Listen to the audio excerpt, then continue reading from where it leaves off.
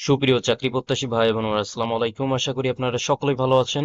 গণপ্রজাতন্ত্রী বাংলাদেশ সরকার জেলা প্রশাসকের কার্যালয় নাটোর স্থানীয় সরকার শাখা থেকে একটি নিয়োগ বিজ্ঞপ্তি প্রকাশ করা হয়েছে। এখানে আপনাদের আবেদনের জন্য অবশ্যই জেলা প্রশাসক নাটোর বরাবর স্বহস্তে পূরণকৃত কম্পোজকৃত নির্ধারিত ফরম্যাটে আবেদনপত্র আগামী 21 মে 2024 তারিখের মধ্যে ডাকযোগে পৌঁছাতে হবে এবং আবেদনকারীর বয়সসীমা 22/4/2024 তারিখের মধ্যে 18 থেকে 30 বছর বয়স সীমার মধ্যে হতে হবে।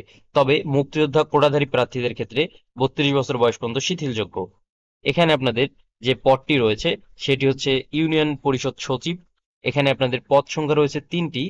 এখানে বেতন স্কেল 14তম গ্রেডে 10,200 টাকা থেকে শুরু 24,680 টাকা পর্যন্ত বর্ধিত।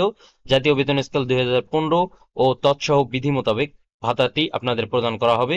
এখানে শিক্ষাগত যোগ্যতা কোনো স্বীকৃত বিশ্ববিদ্যালয় হতে অনন্য দ্বিতীয় বিভাগ অথবা সমান সিজিপিএতে স্নাতক বা সমান ডিগ্রি থাকলে আপনারা এখানে আবেদন করতে পারবেন।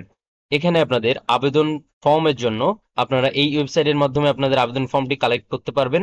এখানে আপনারা আবেদন ফর্মটি ডাউনলোড করার পরবর্তীতে আপনাদেরকে স্বহস্তে লিখতে হবে অথবা কম্পোজ করে আপনারা আবেদন ফর্মটি লিখে আপনাদের যে স্থানীয় জেলা প্রশাসক রয়েছে সেখানে ডাকযোগে প্রেরণ করতে হবে। আপনারা অবশ্যই ক্রাইটেরিয়াটি ফলো করবেন।